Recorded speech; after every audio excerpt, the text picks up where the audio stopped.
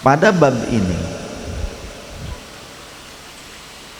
dihikayatkan bahwasannya muridnya Syekh Abdul Qadir berjumpa dengan orang Nasrani. Mereka akhirnya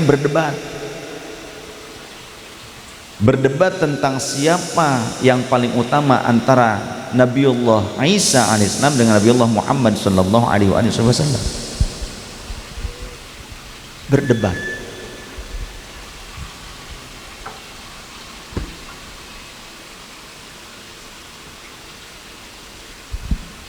Kata orang Nasrani, Nabi Isa lebih utama.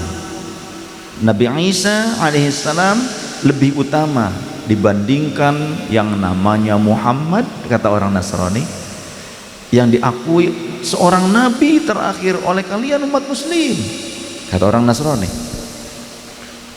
Sedangkan murid Syekh Abdul Qadir kesal, gedek. Nabi Muhammad, nabi kami yang paling mulia, yang paling utama dibandingkan nabi-nabi yang lain, termasuk Nabiullah Isa alaihissalam. Sebab apa begitu? Maka kemudian ribut ketemu dengan Syekh Abdul Qadir Al-Jilani qaddasallahu sirrah. Beliau akhirnya menengahi, ada apa ini? Kok ribut begini? Wahai guruku, kata muridnya, ini loh orang Nasrani bilang bahwa Nabi Isa itu lebih mulia dibandingkan Nabi Muhammad sallallahu alaihi wasallam. Aku sudah bilang Nabi Muhammad lebih mulia dibandingkan Nabi Isa. Wahai Nasrani, kata Syekh Abdul Qadir, apa dalilmu mengatakan bahwa Nabi Isa itu lebih mulia dibandingkan Nabi Allah Muhammad sallallahu alaihi wasallam, nabi kami? Kata orang Nasrani, karena Isa bisa menghidupkan orang mati. Nabi Isa bisa menghidupkan orang mati. Sedangkan Muhammad kan tidak dihikayatkan menghidupkan orang mati. Begitu kan? Ini persis dengan logika orang Wahabi yang tidak meyakini para wali, diantaranya Syekh Abdul Qadir. Bukan Syekh Abdul Qadir saja, termasuk ada leluhurnya Habib Lutfi yang pernah menjadi mufti di Kesultanan Palembang. Itu juga dengan izin Allah pernah menghidupkan orang yang meninggal. Jadi seorang wanita meninggal, siapa pembunuhnya tidak diketahui. Akhirnya sholat hajat, kemudian minta kepada Allah, berdoa supaya dihidupkan. Dengan izin Allah, ketika disiram air, hidup wanita tersebut, memberitahu siapa yang membunuhnya. Setelah itu mati lagi. Ya, mau dicoba di sini? Nggak apa-apa. Ayah dari nenek saya Ratu Khadijah, punya ayah namanya Tubagus Muhammad Mansur, waliullah al-arif billah Sayyid Tubagus Muhammad Mansur. Beliau punya murid Mang Qayyum, diijazahkan doa keselamatan karena zaman-zaman perjuangan dulu. Saum, setelah saum 1 minggu, disabet perutnya oleh Mbah Mansur, dicoba. Jadi nanti kalian semua jamaah Bogor Rasul juga nanti dicobanya begitu, seperti 130 orang yang kemarin disembelih, nggak ada yang mati. Nah nanti ini berapa orang kira-kira? Ada 1000 orang, sembelihin semua, kurban sebelum hari raya. Tapi jebol, Mang Qayyum jebol perutnya, kemudian ususnya kemana-mana, putus, jebol perut. Mbah Tubagus Muhammad Mansur selaku guru pun kaget. Di musola kejadiannya, tajuknya sekarang masih ada, cuma sayangnya perlu dibenahi, perlu direnovasi. Tapi dalam hal renovasi ini perlu ada orang yang thiqah, perlu ada orang yang dipercaya. Jadi urusan masjid kayak urusan apa kayak musola kayak apa, harus orang yang dipercaya, yang jujur, baru proyeknya bener, betul tidak? Walaupun proyek renovasi makam wali sekalipun, kalau orang yang dipercayanya tidak jujur ya tetap saja, walau makam wali sekalipun ya kualat sih bener, nah, tapi ya begitu banyak. Kita kembali, akhirnya Mbak Mansur wudhu di balong samping taju, sholat 2 rakaat. Mayat tadi, mayat Mangkoyo dibungkus pakai tikar pandan dibungkus. Kemudian sholat hajat 2 rakaat, kemudian berdoa, ya Allah, ini mohon dihidupkan lagi nih muridku. Kemudian Mbah keluar lagi ngambil air pakai batok ya, pakai gayung batok dari balong tempat wudhu tadi, diambil kemudian disiramkan ke mayat yang dibungkus dengan samak itu tikar pandan. Seketika pula itu mayat bangkit dalam kondisi ini sudah rapat lagi, cuma ada bekas seperti bekas operasi seperti itu, tapi rapat lagi dan hidup lagi. Tapi hidupnya nggak sebentar, cukup lama juga, nggak seperti tadi dihidupkan kemudian mati lagi ngasih tahu siapa yang membunuh, bukan. Ini mah hidup lagi, beneran hidup. Dan itu murid nurut sama guru, gak takut. Diajak ke pasar Pleret, di perempatan tempat delman lewat, orang lewat situ, habis hujan. Kata Mbah Mansur, Qayyum, kamu tiduran di sini. Tiduran murid Mbah Mansur. Mbah ke dalam beli asahan, lupa Mbah karena kebanyakan yang jualan muridnya. Kemudian pulang, ternyata sholat zuhur di tajuk tersebut di musola dekat rumah. Pas beres sholat baru ingat, astagfirullah, si Qayyum. Kemudian ambil kuda, naik kuda pergi ke pasar cukup jauh, berteriak Mbah memanggil sang murid, Qayyum. Baru bangkit muridnya ketika gurunya manggil. Ini ceritanya, kisahnya hampir sama dengan Sunan Kalijaga. Manut, diam sudah manut, digiles sama delman, diinjak-injak orang, nggak kerasa, cuma berlumpur karena memang suruh tidur di lumpur, tapi nggak mati, tidak terluka.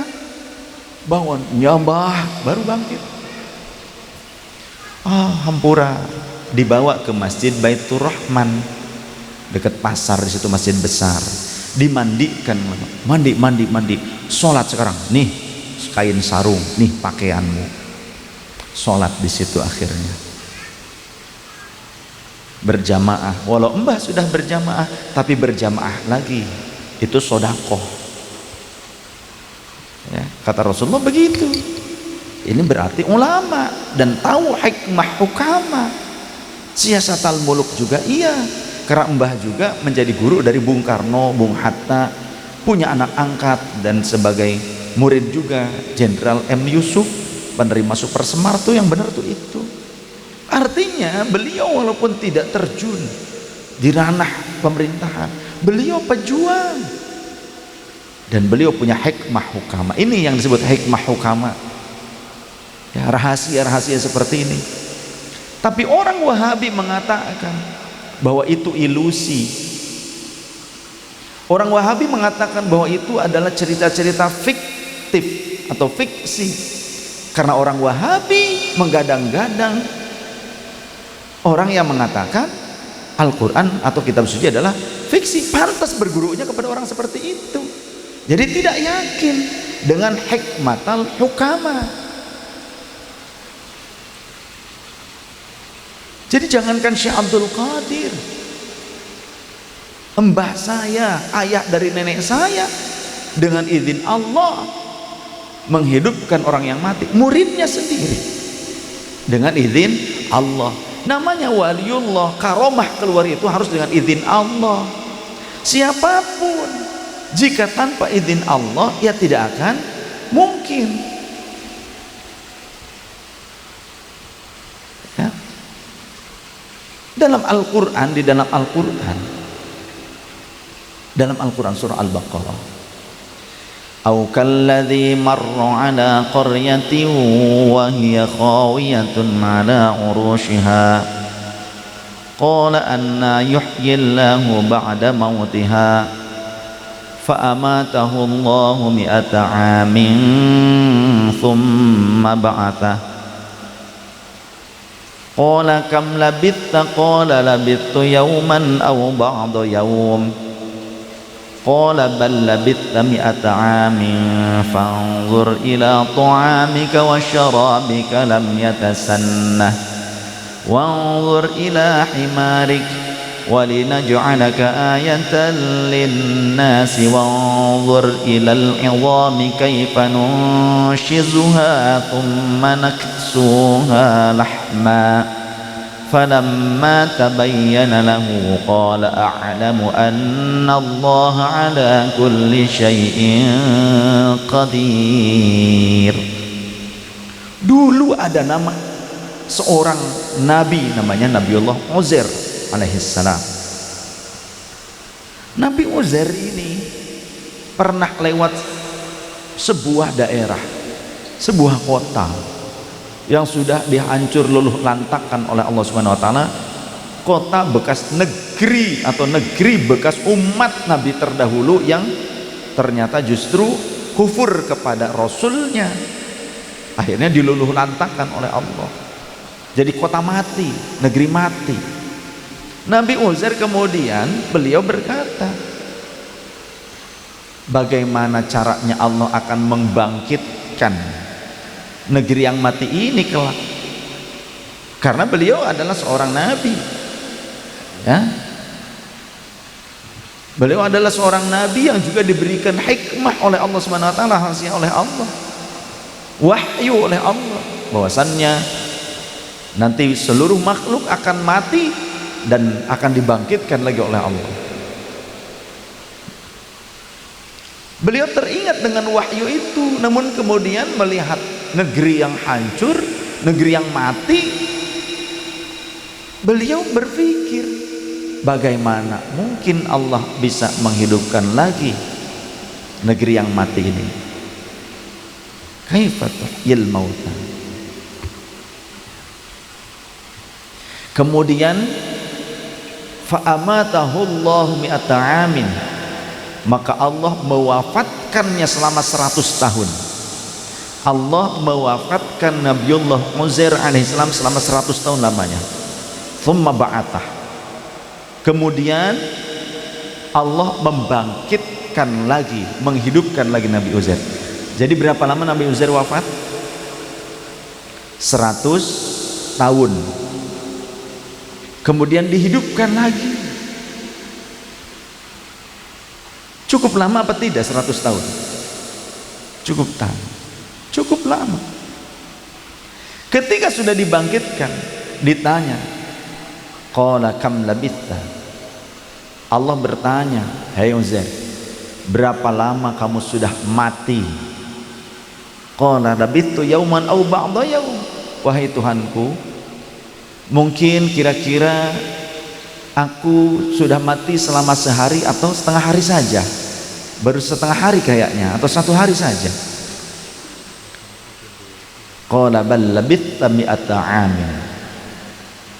Justru kata Allah, hai Uzair, justru kamu itu sebenarnya telah meninggal selama 100 tahun lamanya. Kamu itu sudah mati 100 tahun, kata Allah.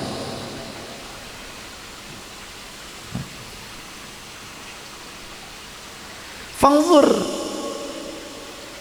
ilal izami, fanzur ila ta'amika wa syarabika lam yatasannah. Sekarang kamu lihat bekal makananmu, makanan dan minumanmu, lihat tuh masih utuh, kata Allah Ta'ala.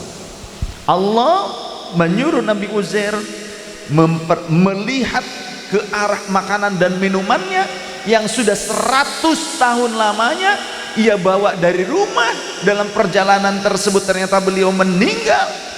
Lihat makananmu, bagaimana keadaannya. Fanzur ila ta'amika wa syarabika lam yatasanna. Ternyata makanan dan minumanmu tidak berubah, tidak basi, tidak bulukan, tidak hilang. Jangankan 100 tahun, jangankan 100 tahun, sehari saja kita nyimpen makanan di sini hilang.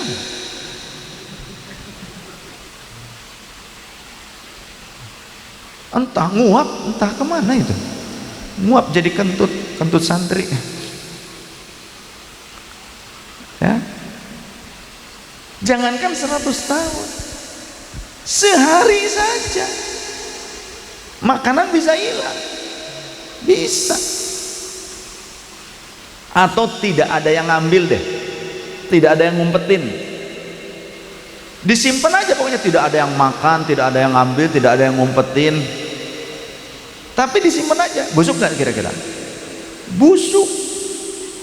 Buah-buahan saja bisa mengkerut, menjadi kecil, menjadi kering, apalagi 100 tahun. Setahun saja. Sok buah mangga, kira-kira buah mangga nih, mangga yang saya senang itu aromanya sama gedong gincu. Notais, catat ya. Kode keras, contoh gitu. Simpan saja setahun, kira-kira gimana keadaannya? Masih utuh apa enggak? Kalaupun ada gitu, nggak kemana-mana, udah jadi apa? Udah kering banget kayaknya, digegel kayak berhuntu coplok. Apalagi ini 100 tahun. Tapi ternyata Allah memberikan hikmah itu. Allah memiliki hikmah yang luar biasa. Yu'til hikmata may yasha wa may yu'tal hikmata faqad utiya khairan katsiran wa ma yadhakkaru illa ulul albab. Hanya orang yang punya akal sehat saja yang bisa menerima pelajaran seperti ini, bisa paham, mau mempelajari tentang hikmah seperti ini, rahasia Allah. Tapi orang yang tidak punya akal sehat, tidak waras, artinya kurang waras, tidak akan menerima tentang hikmah. Walaupun pinter dalil, tidak akan bisa menerima. Nggak mudeng, nggak kesampaian ilmunya. Hikmah tidak sampai pada rahasia Allah Ta'ala. Kemudian wanzur ila himarik, kata Allah. Sekarang pindahkan pandangan matamu, coba ke arah keledai, bukan kedelai, keledai. Wanzur ila himarik, lihat keledaimu, hewan tungganganmu. Kalau kira-kira sekarang mah itu lihat angkotmu gitu loh, kurang lebih gitu lah.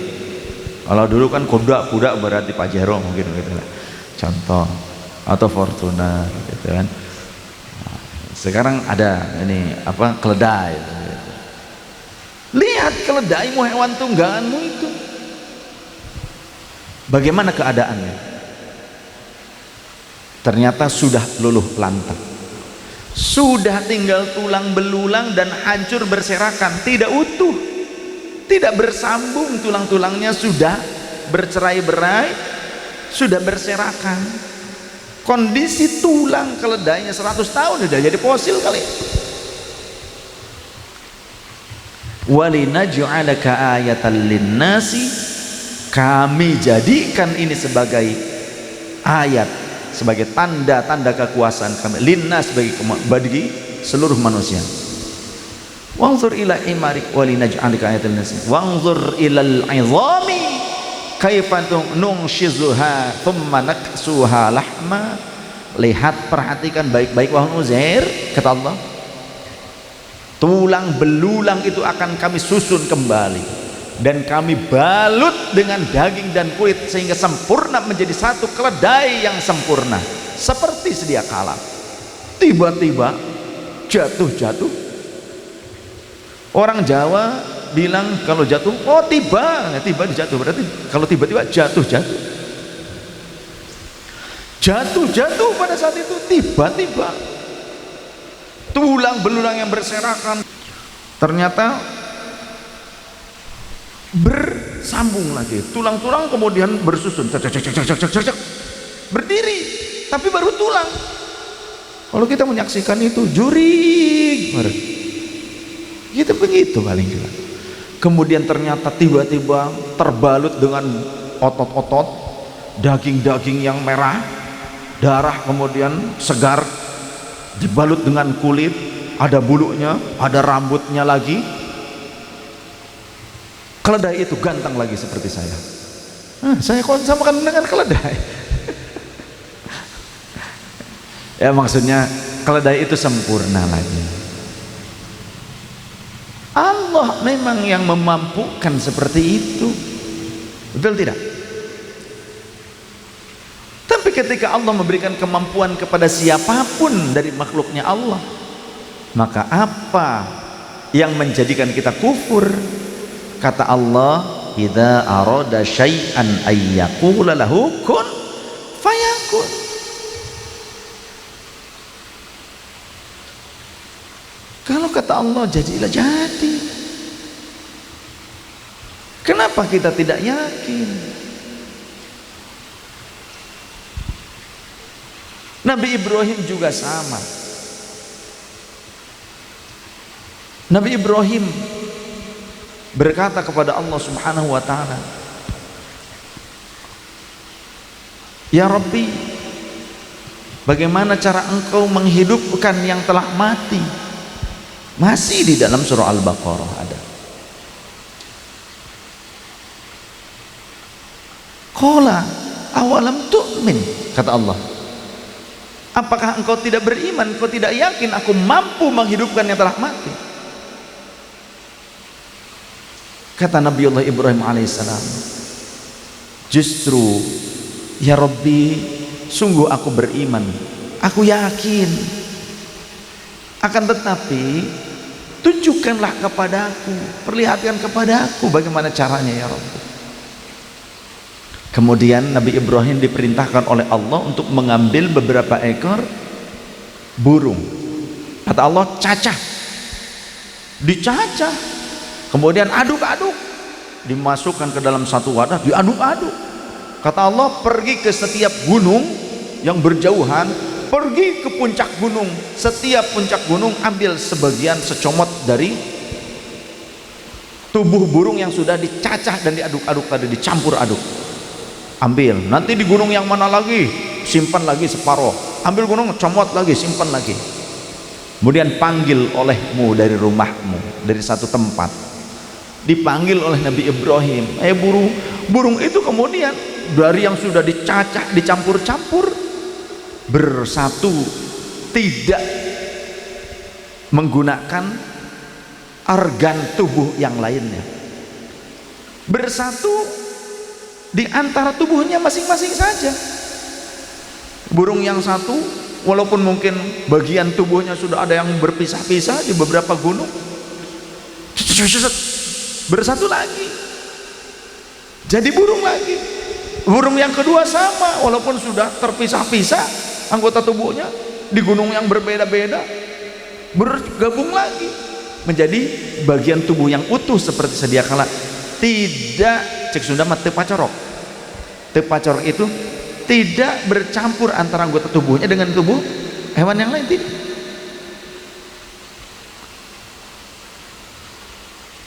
Nabi Ibrahim memanggil burung tersebut, dengan izin Allah burung itu hidup lagi. Jadi bukan cuma Nabiullah Isa saja yang bisa menghidupkan yang mati.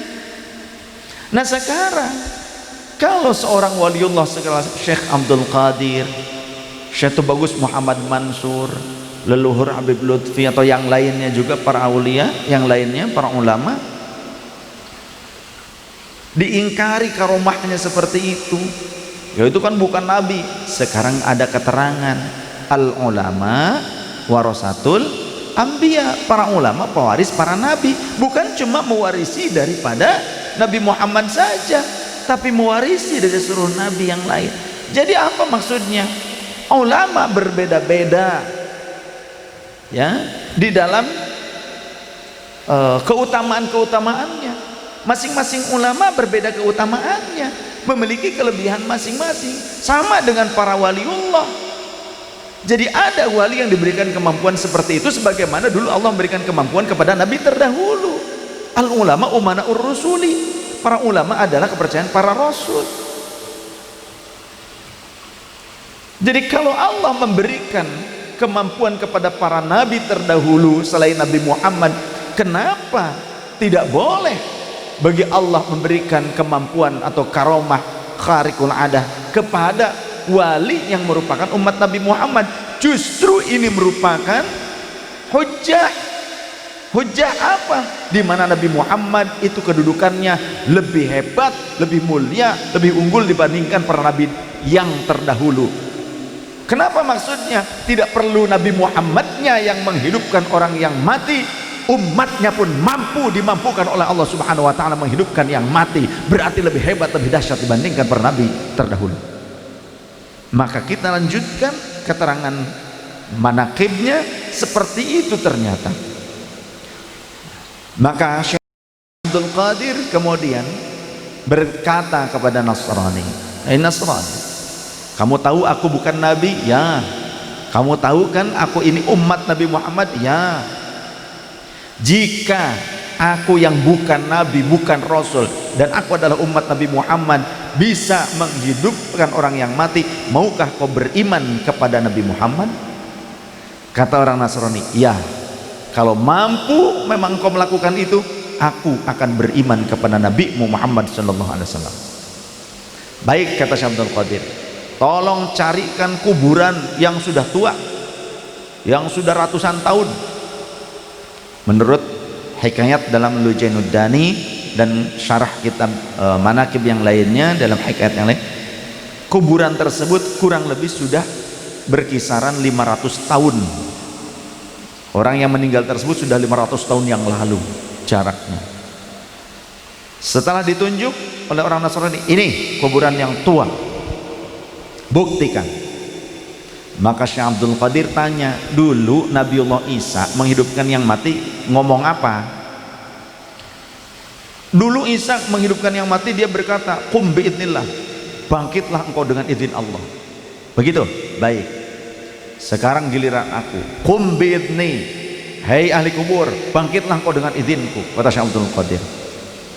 Bangkit, ya, dalam keadaan beruban ternyata. Beruban, sedangkan orang mengetahui hikayat orang yang meninggal tersebut hidup dalam keadaan tidak banyak beruban. Tidak beruban. Lantas ada pembicaraan, kenapa kamu sekarang rambutnya putih semua? Kata ahli kubur yang sudah bangkit tadi, karena pekewuh dunia, karena keruwetan dunia saat ini membuat aku beruban semuanya. Zaman dulu orang kuat-kuat, gak mudah beruban. Jadi kalau kita yang banyak ubannya sekarang terlalu banyak mikirin dunia.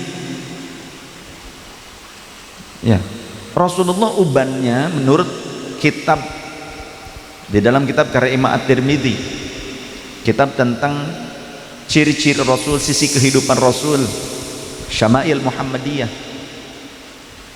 menurut satu riwayat tidak lebih dari 14 helai saja ubannya Rasul, dari mulai rambut kepala, kemudian janggut dan halis beliau. Dihitung oleh sahabat Zaid bin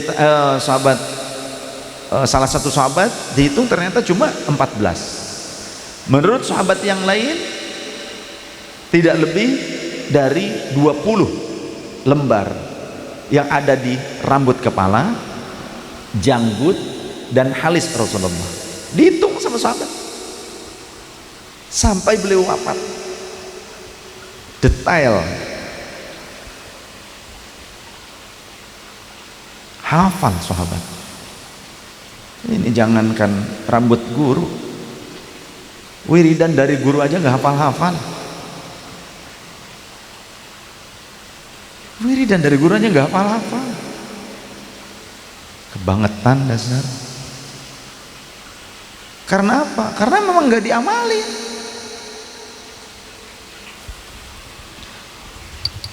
Kenapa kok di sini ini yang diingkari diantaranya? Kenapa Syekh Abdul Qadir mengatakan qum bi'idzni, bangkitlah dengan izinku?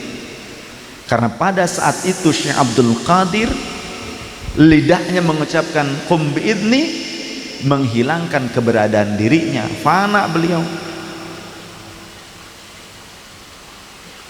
Dan beliau ingin menunjukkan kepada orang Nasrani bahwa umat Nabi Muhammad bisa dengan izin Allah. Dalam hatinya tetap Syekh Abdul Qadir tetap ta'alluq kepada Allah, bergantungnya kepada Allah. Karena Syekh Abdul Qadir merasa apapun yang kulakukan bukan karena aku tapi karena Allah. Jadi ketika Syekh Abdul Qadir mengatakan qum bi'idzni, beliau meniadakan dirinya, tapi beliau menyampaikan apa yang dikatakan Allah dalam Al-Quran, idza arada syai'an ayyakul lahu kun fayakun. Jadi beliau menyadari, beliau meresapi makna kun fayakun dengan mengucapkan qum bi'idzni tadi. Beliau tidak merasakan bahwa itu adalah kehendak beliau, bukan. Itulah wali, hatinya senantiasa ta'alluq kepada Allah walaupun urusan dunia. Syekh Abdul Qadir kaya. Jangankan orang biasa, ada orang biasa yang suudzon, masa wali kok hubud dunia, katanya begitu. Katanya wali besar tapi kok hubud dunia. Ternyata orang itu punya penyakit akhirnya. Pergi ke tabib mana-mana semuanya sama. Obatnya adalah 40 hati kuda yang cirinya demikian-demikian istimewa. Ternyata yang punya cuma Syekh Abdul Qadir, persis 40 kuda. Enggak cuma ekornya saja, full 1 unit. 40 kuda. Mau tidak mau datang ke Syekh Abdul Qadir.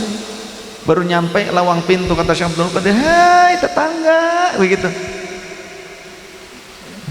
Nanti tetangga-tetangga yang belum mau ngaji, nanti kalau udah kena santet baru datang ke sini mau minta doa begitu. Tetangga kemana aja gitu. Baru begitu. Ya. Kalau udah hancur apa gitu baru tuh pada datang ngaji. Kalau belum gitu mah manusia tuh seperti itu. Qalilan ma tashkurun, urusannya dunia. Kalau kismin, kalau susah, ada urusan dunia susah, kena santet dan sebagainya, baru datang ke ulama, datang ke pengajian. Kalau masih makmur mah nggak mau, ngapain? Nanti saja kalau udah tua, nggak nyampe tua modar. Amin. Tuman. Ya begitu. Datang kemudian, ada apa? Lama tak jumpa ya kita. Oh, Masya Allah. Kalau kurang lebih kalau sekarang mas saya jawabannya kan, sayanya sih sibuk ya gitu. Supaya enggak apa, supaya orang itu enggak bersedih. Kalau langsung saya ngomongin mah gitu kan, kamu sih enggak mau datang ke majelis, kamu sih enggak mau ngaji, kan mungkin orangnya jadi gimana gitu kan.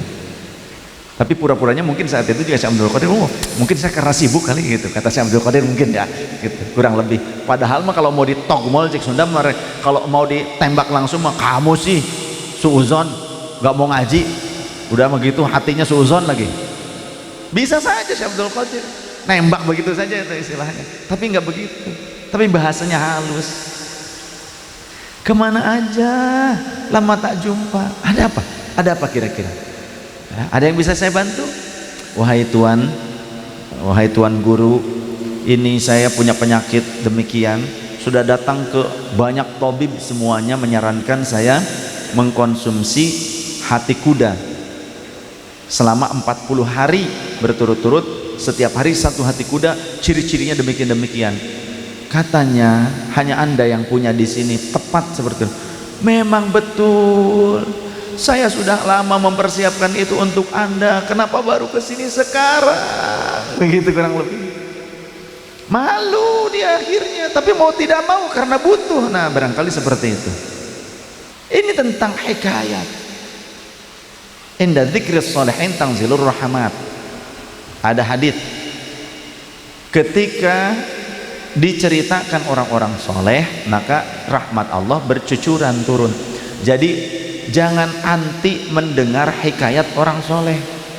Dan selayaknya ketika kita melihat orang soleh, ada ibrah, ada hal yang bisa dijadikan sebagai pelajaran yang baik, ceritakan kepada orang lain. Kita melihat teman kita orang soleh, ternyata ada hal yang bisa menjadi suri tauladan, ceritakan oleh kita, tidak masalah. Apalagi para aulia Allah. Jadi Syekh Abdul Qadir seperti itu. Maka kemudian fatawajjal ghafir ila al-qabri wa qala qum bi idzni fanshaqqal qabru wa qamal mayyitu hayyan mughanniyan. Jadi tadi kuburan terbelah dan kemudian bangkit dalam keadaan hidup. Falamma ra'an nasrani wa hadhil karama fadlan nabiyina Muhammadin sallallahu alaihi wasallam aslama ala yadil ghafil a'zam radhiyallahu an. Ternyata setelah menyaksikan ini, orang Nasrani tadi akhirnya masuk Islam. Ya, pada wasilah Syekh Abdul Qadir. Tapi Syekh Abdul Qadir tidak berbangga diri ketika ada orang masuk Islam, enggak merasa si anu masuk Islam karena gue, enggak. Bangga saya beruntung bisa menjadi wasilah si anu masuk Islam. Tanpa dirimu, tanpa diri kita, ketika Allah menyayangi seorang hamba yang kemudian dihujamkan cinta dan iman ke dalam dadanya, tanpa ada kita sekalipun, ketika Allah memilihnya untuk beriman, maka akan beriman melalui siapapun. Betul tidak? Jadi jangan sombong ketika kita bisa mengislamkan satu orang tapi justru kita tidak sadar pada saat itu menjauhkan yang sudah Islam atau orang-orang Islam dari nilai-nilai Islam. Kita bangga telah menjadi wasilah orang masuk Islam 1-2 orang, tapi kita juga berbangga ketika menjadi contoh kemaksiatan bagi orang lain. Bikin konten di media sosial tapi ternyata hal yang maksiat, kita bangga dengan itu semua karena ditonton oleh orang banyak, memberikan pelajaran yang buruk kepada orang lain. Bangga dengan itu, ketutup yang lainnya, termasuk hati kita bisa ketutup. Jadi jangan bangga ketika kita melakukan kesalahan, apalagi sebuah dosa, tutupi, jangan mengumbar di media sosial, apalagi mengajarkan kepada orang lain. Ketika kita justru mengajarkan kepada orang lain, selama itu ditonton oleh orang banyak, diikuti oleh orang banyak, maka sulit untuk mendapatkan ampunan. Karena apa? Karena semakin banyak orang yang ikuti keburukan kita. Man sanna fil islami sunnatan sayyi'atan falahu wizruha wa wizru man amila biha ba'dahu min ghairin qasmin auzarihim syai'un. Al hadits fi sahih Muslim. Kita membuat sebuah rintisan yang buruk, maka kita dapat dosa dari perilaku buruk kita dan dosa jariah yang dilakukan oleh orang-orang yang mengikuti keburukan yang kita rintis tersebut, yang diikuti oleh mereka tanpa dikurangi dari dosa mereka sedikit pun, numpuk terus dosa jariah.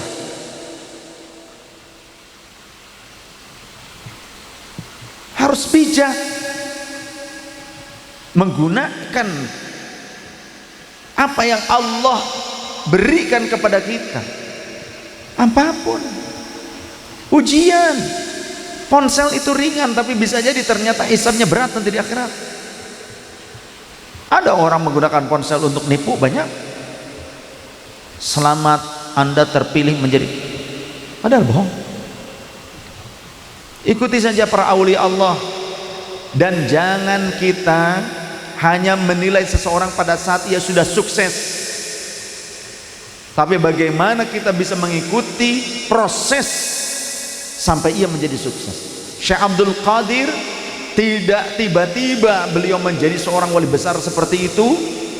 Beliau puasa 25 tahun, uzlah di hutan, makanannya daun-daunan. Syekh Abdul Qadir.